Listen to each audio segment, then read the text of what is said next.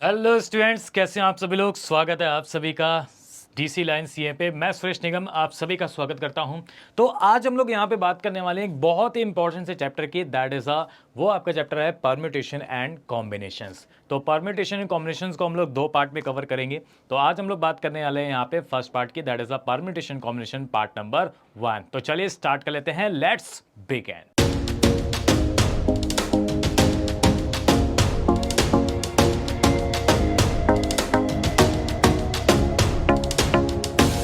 तो चलिए देखते हैं क्या होता है परम्यूटेशन एंड कॉम्बिनेशंस। ठीक है, परम्यूटेशन कॉम्बिनेशंस की अगर हम लोग यहाँ पे बात करें तो परम्यूटेशन एंड कॉम्बिनेशंस को हम लोग कैसे डिनोट कर सकते हैं।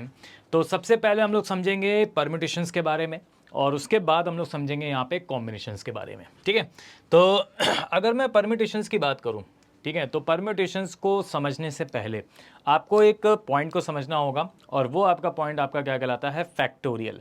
तो सबसे पहले हमें ये समझना होगा कि फैक्टोरियल्स क्या होते हैं। देखो, फैक्टोरियल्स की अगर हम लोग बात करें यहाँ पे, बहुत ध्यान समझना, तो फैक्टोरियल को हम लोग डिनोट करते हैं किससे, यहाँ पे फैक्टोरियल को हम लोग डिनोट करते हैं यहाँ पे किससे, एन फैक्टोरियल से। ठीक है, फैक्टोरियल को हम लोग किससे डिनोट करते हैं, एन फैक्टोरियल से डिनोट करते हैं। तो ये आपका जो सिंबल होता है ये फैक्टोरियल का सिंबल होता है। ठीक है, तो एन फैक्टोरियल की वैल्यू इक्वल टू होती क्या है, एन, उसके बाद डिक्रीजिंग ऑर्डर में क्या होता जाता है, मल्टीप्लाई होता जाता है। तो एन फैक्टोरियल कितना हो जाएगा, n into n minus one, into में कितना हो जाएगा, एन माइनस टू, और इंटू में कितना हो जाएगा, एन माइनस थ्री, इंटू में कितना हो जाएगा, एन माइनस फोर। ठीक है, तो डेट डेट डेट इसी तरीके से आगे यहाँ पे चलता रहता है।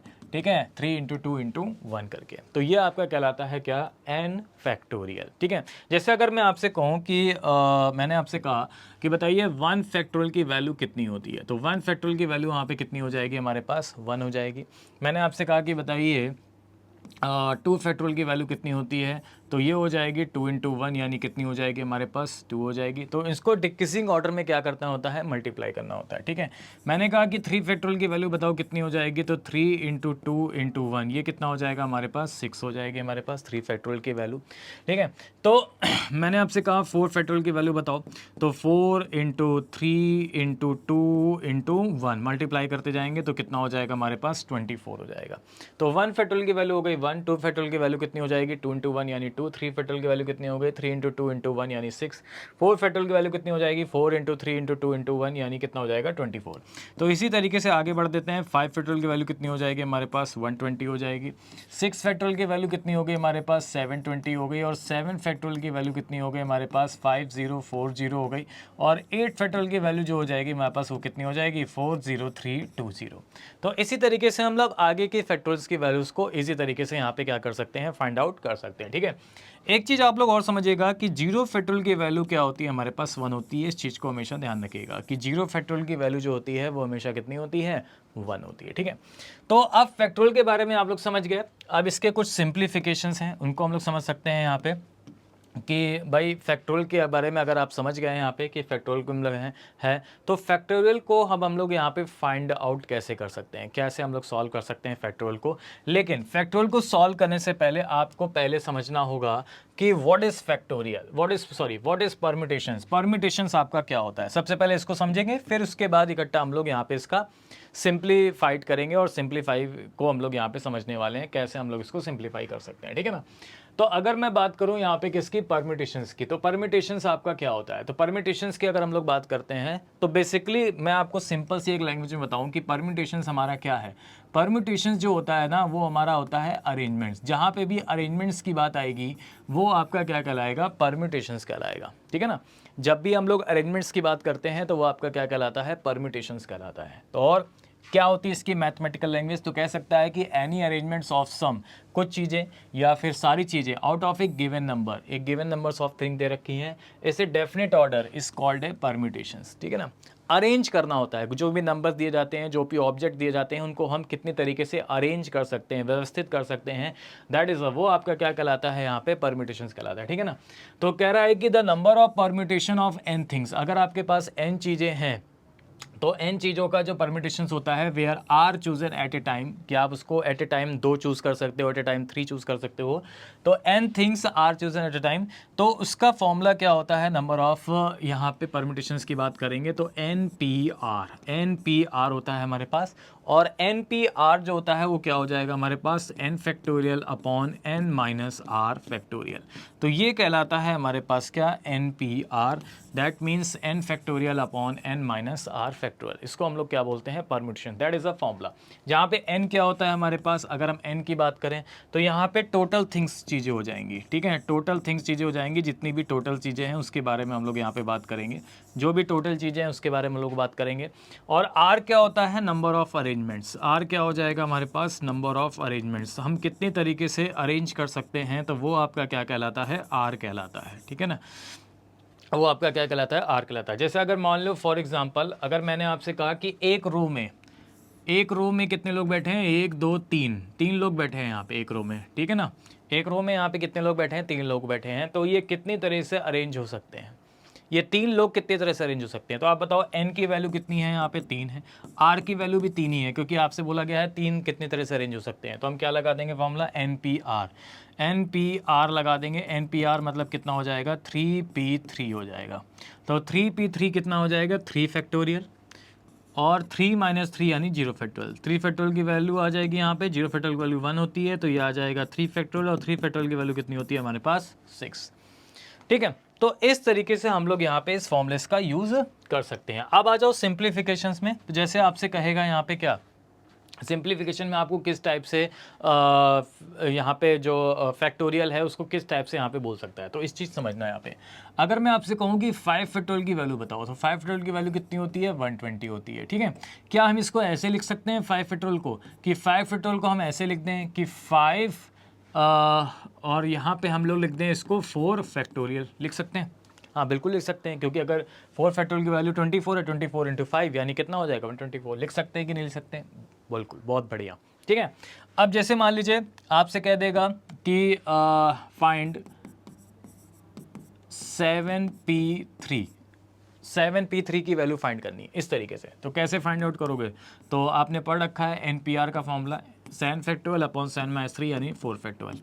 अब इसको कैसे सॉल्व करोगे, तो देखो इसको सॉल्व करने के लिए पता है क्या करना होता है, इसको सॉल्व करने के लिए क्या करना होता है, 7 इंटू कितना हो जाएगा, 6 इंटू कितना हो जाएगा यहाँ पे 5, अब इंटू 4 इंटू 2 इंटू 1 तक मल्टीप्लाई नहीं करेंगे हम लोग यहाँ पे, 7 6 इंटू 5 इंटू कितना हो जाएगा 4 फैक्टोरियल, और अपॉन में कितनी वैल्यू है यहाँ पे 4 फैक्टोरियल है, तो 4 फैक्टोरियल से 4 फैक्टोरियल कैंसिल हो जाएगा, तो ये हो जाएगा हमारे पास कितना 42 इंटू 5, तो इसको सॉल्व कर लेंगे तो ये वैल्यू हो जाएगी 210, ठीक है ना। तो इस तरीके से हम लोग को सिंप्लीफाइड करना होता है, इस तरीके से हमें इसको क्या करना होता है, कैलकुलेट करना होता है यहाँ पे किसकी, परम्यूटेशंस को। बोलो क्लियर है?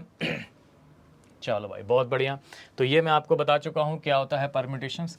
अब परम्यूटेशंस में यहाँ पे मेनली जो कॉन्सेप्ट होते हैं, मेनली जो फंडामेंटल होते हैं हमारे पास, वो 2 होते हैं, ठीक है। जब भी हम परम्यूटेशन और कॉम्बिनेशंस की बात करते हैं तो हमें 2 फंडामेंटल जो होता है वो हमारा एक रूट्स होता है, वो हमारी एक जड़ होती है, वो हमारा एक मेन पॉइंट्स होता है। वो क्या होता है, एक होता है फंडामेंटल प्रिंसिपल ऑफ काउंटिंग में पहला होता है प्रिंसिपल ऑफ एडिशंस, ठीक है, एडिशन और मल्टीप्लीकेशन, ठीक है, यही 2 हैं पूरे परम्यूटेशन एंड कॉम्बिनेशन में। तो प्रिंसिपल ऑफ एडिशंस क्या कहता है, ध्यान से समझिएगा। प्रिंसिपल ऑफ एडिशंस की अगर हम लोग बात करें, प्रिंसिपल ऑफ एडिशन कहता है कि अगर मान लीजिए कोई भी एक इवेंट है जो m वेज से हो रहा है, कितने वेज से हो रहा है यहाँ पे, m वेज से, कोई भी अगर एक इवेंट्स है जो आपका m वेज से हो रहा है, यानी उसमें नंबर ऑफ अरेंजमेंट्स कितने हैं, m वेज है, and another event occur in n ways, और दूसरा जो हो रहा है वो n वेज से हो रहा है, यानी इसमें नंबर ऑफ अरेंजमेंट्स कितने हैं हमारे पास, n वेज है। और ये आपसे क्या कह रहा है, इंडिपेंडेंट ऑफ द फर्स्ट, ठीक है, जो पहले का क्या है, इंडिपेंडेंट है। इंडिपेंडेंट का मतलब ये होता है हमारे पास कि वो उस पर इंडिपेंडेंट है, तुम अलग स्वतंत्र हो, हम अलग स्वतंत्र हैं, ठीक है, हमें तुमसे कोई लेना नहीं है, हम अलग इंडिपेंडेंट, तुम अलग इंडिपेंडेंट हो, ठीक है। तो वहाँ पे केस क्या चलता है, वहाँ पे जो केस हो जाएगा, वहाँ पे जो इसका टोटल वेज हो जाएगा वो क्या हो जाएगा, प्लस। तो जब भी वैल्यूज़, जब भी ऑब्जेक्ट, जब भी इवेंट्स इंडिपेंडेंट होते हैं तो हमेशा क्या होता है यहाँ पे, प्लस होता है। तो क्या सर हमें ये देखना होगा कि क्या बोलते हैं कि इंडिपेंडेंट हमारे पास हैं या फिर इंडिपेंडेंट नहीं है, नहीं, हमें ये नहीं देखना है। हम इसका एक और रूप आपको बता देते हैं ठीक है, कि हमें प्लस कब करना होता है। तो एक चीज़ ध्यान रखना, जब भी ईदर आएगा या और आएगा, या तो ईदर और आपको दे रखा हो या फिर आपका सेंस बन रहा हो ईदर और का, तो जब भी ईदर और का केस बनेगा तो हमें क्या करना होगा, यहाँ पे प्लस करना होगा। तब हम लोग उसको क्या कर सकते हैं, यहाँ पे प्लस कर सकते हैं। तो ये हो जाएगा हमारे पास m + n वेस। जैसे इसको एक एग्जाम्पल के तौर पर समझते हैं। जैसे मैंने आपसे कहा कि एक क्लास में 10 बॉयज़ थे और 8 गर्ल्स थी। क्लास टीचर को सिलेक्ट करना है क्या, एक मॉनिटर, ठीक है। तो ये class teacher can make this selection, कितने तरीके से इनको अरेंज कर सकते हैं। एक भाई 10 बॉयज़ और 8 लड़के में एक ही मॉनिटर को सेट करना है, तो या तो 10 बॉयज़ में से कोई एक होगा और या तो 8 गर्ल्स में से एक होगी। क्या कंडीशन आई, क्या सेंस आया हमारे पास, या का सेंस आया और का सेंस आया, प्लस कर दो। तो इसलिए जब भी और आता है या इधर आता है तो हम लोग क्या करते हैं, यहाँ पे प्लस कर देते हैं। तो 18 वेस हो जाएगा इसका करेक्ट आंसर, ठीक है। ये तो हो गया प्रिंसिपल ऑफ एडिशंस। अब हम लोग बात करते हैं प्रिंसिपल ऑफ मल्टीप्लिकेशंस, यानी मल्टीप्लाई कब होता है। तो एक ऑपरेशन अगर आपका हो रहा है m वेस में और दूसरा ऑपरेशन हो रहा है अगर आपका n वेस में, और दोनों एक दूसरे पे इंडिपेंडेंट है, तो आपका होता है m × n वेस में, ठीक है। अब इसको ध्यान में हटा दो, m इंटू कब करते हैं, अब ऐसे समझो, जब भी आपका एंड आएगा ना तो हमें क्या करना होता है, मल्टीप्लाई। जब एंड दिया जाएगा तो हमें क्या करना होता है, यहाँ पे मल्टीप्लाई, ठीक है। तो अब एक चीज़ ध्यान रखना, जब एंड दिया जाएगा तो मल्टीप्लाई करेंगे, और दिया जाएगा तो हम लोग क्या करेंगे, यहाँ पे प्लस करेंगे। तो जब एंड दिया जाएगा तो मल्टीप्लाई करते हैं, और जब और दिया जाता है तो हमें क्या करना होता है, यहाँ पे प्लस करना होता है। बोलो क्लियर है, क्या बात है, बहुत बढ़िया, ठीक है। तो एंड दिया जाएगा तो मल्टीप्लाई, और दिया जाएगा तो हम लोग क्या करेंगे, यहाँ पे प्लस करेंगे, ठीक है। तो जैसे क्लास में है 10 बॉयज़ और 8 गर्ल्स हैं, class teacher want to select a boy and a girl. देखो यहाँ पे क्या आया, अ बॉय एंड आया ना, तो बस मल्टीप्लाई कर दो। तो 10 × 8 कर देंगे तो टोटल हो जाएगा 80 वेस। 80 वेस हो जाएगा इसका करेक्ट आंसर, ठीक है। अब आगे बढ़ लेते हैं। अब देखो इसमें क्वेश्चन आपके जो परम्यूटेशंस हैं वो कितने टाइप्स के यहाँ पे बनते हैं, और हम लोग एक छोटे छोटे हर एक टाइप्स को हम लोग यहाँ पे देखेंगे कि कितने टाइप्स के यहाँ पे बनते हैं। सबसे पहला तो आपका होता है टाइप्स ऑफ परम्यूटेशंस में word based permutations. Word based permutations कैसे सॉल्व किया जाता है, इसके बाद हम लोग बात करेंगे गेम ऑफ नंबर्स की, ठीक है। और इसके बाद हम लोग बात करेंगे यहाँ पे किसकी, गेम ऑफ नंबर और वर्ड बेस्ड परम्यूटेशंस। तो आज हम लोग बात करेंगे इस वीडियो में वर्ड बेस्ड परम्यूटेशंस और गेम ऑफ नंबर्स की, ठीक है ना। रो अरेंजमेंट्स और सर्कुलर परम्यूटेशंस और कॉम्बिनेशंस, इसके बारे में हम लोग बात करेंगे नेक्स्ट वीडियो में, ठीक है। बहुत सिंपल सा है, रो अरेंजमेंट्स और सर्कुलर परम्यूटेशन बहुत ज़्यादा नहीं है, ठीक है ना। चलो तो आगे बढ़ लेते हैं। सबसे पहले बात कर लेते हैं वर्ड बेस्ड अरेंजमेंट्स में। अब वर्ड बेस्ड अरेंजमेंट्स की अगर हम लोग यहाँ पे बात करें तो वर्ड बेस्ड अरेंजमेंट में किस टाइप के क्वेश्चंस आते हैं। जैसे आपसे कह देगा, जैसे आपसे क्या कह देगा, आपसे कह देगा कि in how many ways can Lucknow be arrange. आपसे कह देगा लखनऊ को कितनी तरह से अरेंज कर सकते हैं, LUCKNOW, ठीक है ना। लखनऊ को कितनी तरह से अरेंज कर सकते हैं, और ये आपकी अलग अलग कंडीशंस हैं, ये आपकी क्या है, अलग अलग कंडीशंस आ सकती हैं। तो पहली कंडीशन क्या दे रखा है, all letters are taken together. आपसे कह रहा है कि सारे ही लेटर एक साथ लिए जाएं। सारे ही लेटर एक साथ लेना है, मतलब 7 के सातों हैं तो 7 के सातों लेटर एक साथ लेना है। तो या तो अगर आप फॉर्मूला से करना चाहते हो तो आप ऐसे कर सकते हो कि भाई n की वैल्यू कितनी हो गई है टोटल लेटर्स में 7, r भी हमें 7 ही लेना है, तो 7p7 हो जाएगा। अदरवाइज मैं आपको बताऊंगा विदाउट फार्मूला हम इसको कैसे सॉल्व कर सकते हैं, ठीक है। तो 7p7 की वैल्यू कितनी आ जाएगी, 7 फैक्टोरियल, ठीक आ गई। लेकिन अब फॉर्मूले से नहीं चलना है। अब देखो पहला वाला जैसे क्वेश्चन है, तो आपसे अगर कहे कि all letters are taken together, क्या कह रहा है आपसे, सारे लेटर आपको एक साथ लेने हैं, सारे लेटर एक साथ लिए जाएं। तो सारे लेटर कितने लेटर हैं हमारे पास, 3 3 6 1 7 लेटर हैं, ठीक है। तो सीधे सीधे लगा दो 7 फैक्टोरियल। 7 फैक्टोरियल हमारे पास कितना हो जाएगा, 5040, खत्म। दूसरा आपको क्या कह रहा है, कह रहा है कि L and W came in first and last places respectively. आपसे कह रहा है कि L हमेशा पहले स्थान पर आए, W हमेशा लास्ट स्थान पर आए, first and last places respectively. L जो है वो पहले स्थान पर आना चाहिए, डब्ल्यू जो है हमेशा लास्ट स्थान पर आना चाहिए। यानी इन दोनों की पोजीशन क्या हो गई है, आप ये बताओ, फिक्स हो गई कि नहीं हो गई। एल पहले पे ही आएगा, डब्ल्यू लास्ट पे ही आएगा, इन दोनों की पोजीशन फिक्स हो गई हैं। तो जब इन दोनों की पोजीशन फिक्स हो गई हैं तो बचे कितने, 1 2 3 4 5, 5 बचे, तो सीधे सीधे हो जाएगा 5 फैक्टोरियल यानी 120, खत्म, ठीक है। आगे बढ़ दो। कह रहा है कि वॉवल्स ऑलवेज कम टुगेदर। आपसे क्या कह रहा है, वॉवल्स एक साथ आना चाहिए। अब एक बात बताओ, सबसे पहले हम देखेंगे कि वॉवल्स हैं कितने। वॉवल्स यहाँ पे 2 वॉवल्स हैं, कौन कौन से हैं, यू और ओ, और ये कह रहा है कि एक साथ आने चाहिए। तो इनको एक साथ कर लो, इनको एक मान लो। अब बाकी कितने बचे, 7 में से 2 कम हो गए, 5 बचे। 5 में एक ऐड कर दो, कितना हो जाएगा 6 फैक्टोरियल। अब 2 एक साथ आने चाहिए, लेकिन कौन कहाँ आ रहा है पता है, नहीं पता। इन दोनों के भी अरेंजमेंट्स बन सकते हैं, तो इंटू 2 फैक्टोरियल और मल्टीप्लाई कर देंगे तो ये वैल्यू हो जाएगी हमारे पास कितनी, 720 इंटू 2, यानी ये हो जाएगा 1440। ठीक है ना, ये आपका आंसर हो गया। चलो चौथे वाले में बात कर लेते हैं। कह रहा है vowels do not come together. तो कभी भी अगर नॉट टुगेदर की कंडीशन आती है, तो एक चीज हमेशा ध्यान रखिएगा, कभी भी अगर नॉट टुगेदर की कंडीशन आती है तो सबसे पहले हम क्या करेंगे, टुगेदर की कंडीशंस को यहाँ पे फाइंड आउट करेंगे और उसको टोटल परम्यूटेशन से माइनस कर देंगे, तो वो बन जाएगी हमारे पास किसकी, वो बन जाएगी हमारे पास नॉट टुगेदर की। तो नॉट टुगेदर की कंडीशन हो जाएगी टोटल माइनस टुगेदर। तो अगर आपसे कह रहा है कि 4 वाले क्वेश्चंस में कि हम कैसे इसको फाइंड आउट कर सकते हैं, क्या चीज़ होंगी, तो vowels do not come together, vowels कह रहा है एक साथ ना आए, तो सबसे पहले क्या करेंगे हम लोग यहाँ पे, सबसे पहले हम लोग साथ आने की कंडीशन निकालेंगे। आप बताओ साथ आने की कंडीशन क्या हो जाएगी, तो ये थी साथ आने की कंडीशन, 1 एक साथ आ रहे होते हैं, यानी 6 फैक्टोरियल इंटू 2 फैक्टोरियल। तो टोटल से माइनस कर दो, टोटल कितना था हमारे पास 7 फैक्टोरियल, बस माइनस कर दो, क्या आंसर हो जाएगा। तो 5040 माइनस 6 फैक्टोरियल की वैल्यू कितनी हो गई हमारे पास, 720 इंटू 2, ये वैल्यू कितनी हो जाएगी हमारे पास 5040 माइनस 1440, तो आंसर कितना हो जाएगा 3600।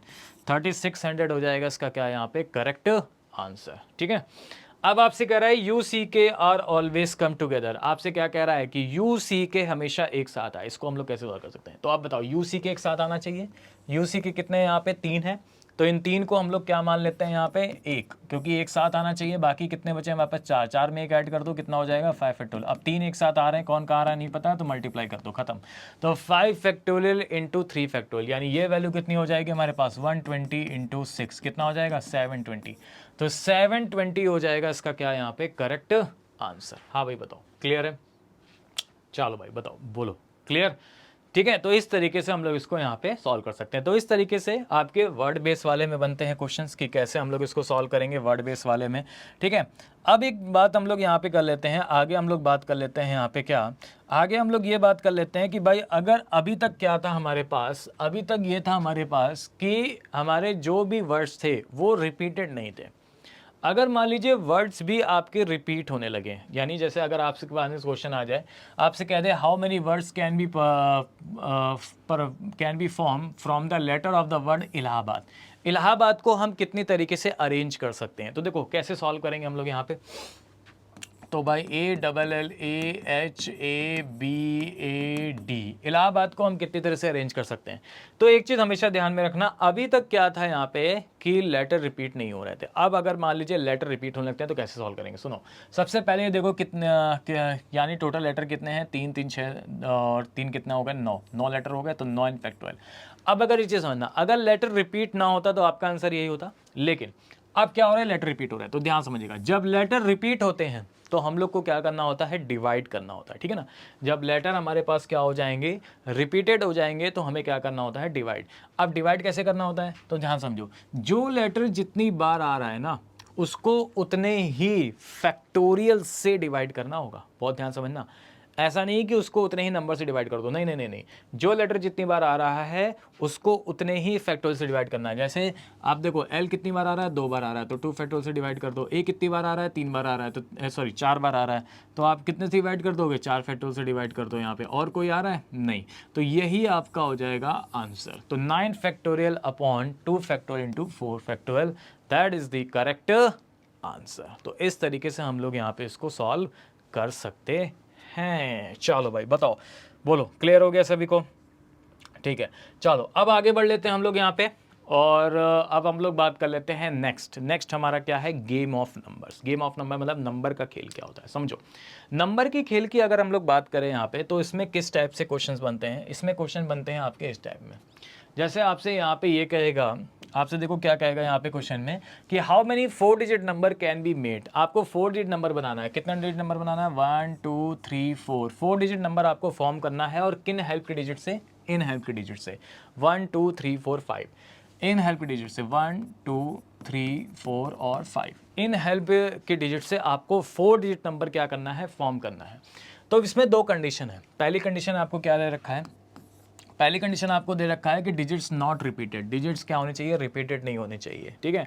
दूसरी कंडीशन होनी चाहिए डिजिट आर रिपीटेड, डिजिट आप रिपीट कर सकते हो। तो सबसे पहले पहली कंडीशन की बात करते हैं, हमें 4 डिजिट नंबर फॉर्म करना है इनवर्स डिजिट से, ठीक है। तो आप कैसे सॉल्व करेंगे, पहला है digits are not repeated, repeated नहीं होने चाहिए। तो इसका मतलब पहले कॉलम में कितने वेज से फिल हो सकते हैं डिजिट, तो 1 2 3 4 5, पहले वाले 5 वेज से आ सकता है, डिजिट रिपीट नहीं होना चाहिए। तो अब एक आ गया, एक बाकी 2 3 4 5 में से कोई भी आ सकता है, तो 4 वेज हो जाएंगे इसके, 5 वेज 4 वेज 3 वेज और 2 वेज, मल्टीप्लाई कर दो तो ये कितना हो जाएगा 120, ठीक है। अब डिजिट्स आर रिपीटेड केस की अगर हम लोग बात करें तो पहले में कितने वेज से फिल हो सकता है, 5 वेज से, 1 2 3 4 5 कोई भी आ सकता है। दूसरे में फिर 5 वेज से फिल हो सकता है क्योंकि डिजिट रिपीटेड का केस है, जो आया है वो भी आ सकता है। फिर 5 मल्टीप्लाई कर दो तो ये कितना हो जाएगा 625, क्लियर है। तो डिजिट्स आर रिपीटेड वाला केस इजी होता है डिजिट्स आर नॉन रिपीटेड वाले केस से, इसलिए कभी भी एग्जाम में डिजिट्स आर रिपीटेड वाला केस नहीं पूछा जाता, हमेशा डिजिट्स आर नॉट रिपीटेड वाला केस ही पूछा जाएगा, ठीक है। चलो आगे बढ़ लेते हैं। अब इसी टाइप से एक क्वेश्चन हम लोग यहाँ पे और देख लेते हैं कैसे सॉल्व करेंगे यहाँ पे। अब अगर मान लीजिए ऐसा कोई क्वेश्चन आ जाए जिसमें आपसे कह दे how many 3 digit number can be made out of 0 1 2 5 6, ठीक है। तो भाई आपको कितने डिजिट का नंबर बताना है, यहाँ पे आपको 3 डिजिट्स का नंबर यहाँ पे आपको फॉर्म करना है, ठीक है। किन डिजिट के हेल्प से फॉर्म करना है, 0 1 2 5 6 के। तो भाई 0 1 2 5 और 6 इन हेल्प के डिजिट से आपको यहाँ पे फाइंड करना है, ठीक है ना। अब लेकिन आपसे एक कंडीशन कह दी, कंडीशन क्या कह दी उसने कि जो नंबर्स हैं वो ग्रेटर देन 200 और लेस देन 500 होनी चाहिए, यानी 200 से बड़ा और 500 से कम होना चाहिए। 200 से बड़ा और 500 से कम, स्टार्टिंग कहाँ से होगी 2 से। तो क्या 0 आ सकता है पहले वाले में, नहीं। क्या 1 आ सकता है, नहीं। क्या 2 आ सकता है, हाँ आ सकता है। क्या 5 आ सकता है, नहीं। क्या 6 आ सकता है, नहीं। पहला वाला कॉलम से भरा जाएगा 1 बेस से। अब 0 भी आ सकता है, ठीक है, 1 भी आ सकता है, 2 भी आ सकता है, 5 भी आ सकता है और 6 भी आ सकता है, लेकिन डिजिट्स आर नॉट रिपीटेड का केस है। जब भी कोई ना केस दिया जाए तो डिजिट आर नॉट रिपीटेड का केस हो जाएगा, ठीक है ना। तो अब एक डिजिट फिल हो गई तो बची कितनी, 1 2 3 4 5 में से एक फिल हो गया, बचा कितना यहाँ पे 4। अब कितने वेज से फिल कर सकते हैं, 4 वेज से। फिर अब कितने वेज से फिल कर सकते हैं यहाँ पे, अब बताओ लास्ट में हमारा कौन सा आएगा, लास्ट में हमारा कोई भी नंबर आ सकता है, 0 भी आ सकता है, 1 भी आ सकता है, 2 भी आ सकता है, 5 भी आ सकता है, 6 भी आ सकता है। 2 आ चुका है, 5 में से 2 घटा दो कितना बचेगा 3, तो मल्टीप्लाई कर दो, आंसर कितना हो जाएगा 12। तो 12 वेज हो जाएगा इसका क्या यहाँ पे करेक्ट आंसर। तो इस तरीके से हम लोग यहाँ पे नंबर्स वाले को, यानी जो गेम ऑफ नंबर्स वाला है क्वेश्चंस, उसको हम लोग यहाँ पे क्या कर सकते हैं, फाइंड आउट कर सकते हैं, ठीक है। चलो अब आगे बढ़ लेते हैं, एक क्वेश्चन और देख लेते हैं यहाँ पे। अगला क्वेश्चन देखो क्या कह रहा है यहाँ पे, बहुत ध्यान से समझना। अगला क्वेश्चन कह रहा है how many 4 digit number can be made. तो आपको 4 डिजिट नंबर बताना है, 1 2 3 4, आपको कितना बताना है, 4 डिजिट नंबर बताना है, ठीक है ना। आपसे कह रहा है किन हेल्प के डिजिट से 1 2 3 4 5 6, 1 2 3 4 5 और 6 इन हेल्प के डिजिट से आपको बताना है। तो कह रहा है while the numbers are divisible by 5, मतलब कंडीशन दे दी गई है कि जो भी नंबर्स आपका फॉर्म होगा, जो भी नंबर्स आपका क्या होगा फॉर्म होगा, वो 5 से डिविजिबल होना चाहिए। वो किससे डिविजिबल होना चाहिए, 5 से डिविजिबल होना चाहिए। अब यहाँ पे यूज होगी 5 की डिविजिबिलिटी। 5 का डिविजिबिलिटी क्या होता है, जिसके लास्ट में या तो 0 हो या तो 5 हो, वो आपका 5 का डिविजिबिलिटी रूल होता है। भाई जिसके लास्ट में अगर 0 होगा या 5 होगा तो वो आपका 5 का डिविजिबिलिटी रूल होगा, ठीक है ना। तो अब क्या करना होगा हमें यहाँ पे, ध्यान से समझो, अब क्या करना होगा हमें यहाँ पे 5 के डिविजिबिलिटी रूल में। अब हमें यहाँ पे ये करना होगा कि भाई इन हेल्प में देखोगे 5 कितना है, एक ही बार है, तो 5 तो लास्ट में आएगा ही आएगा, ये तो मस्ट है। और ये कितने वेज से आ सकता है, एक ही वेज से, क्योंकि 5 के अलावा और कोई नंबर नहीं आएगा। लेकिन पहले कॉलम में 1 भी आ सकता है, 2 भी आ सकता है, 3 भी आ सकता है, 4 भी आ सकता है, 5 तो आ गया, 6 आ सकता है। तो कितना आ सकता है, 1 2 3 4 5, पहला भर सकता है 5 वेज से, अब एक कम 4 वेज से, अब एक कम 3 वेज से, मल्टीप्लाई कर दो, 5 चौको 20 23 60, सो 60 हो जाएगा इसका करेक्ट आंसर। हाँ भाई बताओ। तो नंबर्स वाले में जो क्वेश्चंस बनते हैं वो हमारे पास इस टाइप में बनते हैं, ठीक है ना। तो ये था हमारे पास आज का, जिसमें मैंने आपको बताया। नेक्स्ट में हम लोग यहाँ पे बात करेंगे रो बेस अरेंजमेंट्स की, 1-2 क्वेश्चंस उसके हम लोग देखेंगे, फिर सर्कुलर अरेंजमेंट्स का कॉन्सेप्ट समझेंगे और फिर कॉम्बिनेशन समझेंगे, ठीक है। तो आज के लिए रखते हैं इतना ही, ठीक है, मिलते हैं नेक्स्ट वीडियो में। तो तब तक के लिए थैंक यू सभी को, टेक केयर, बाय बाय।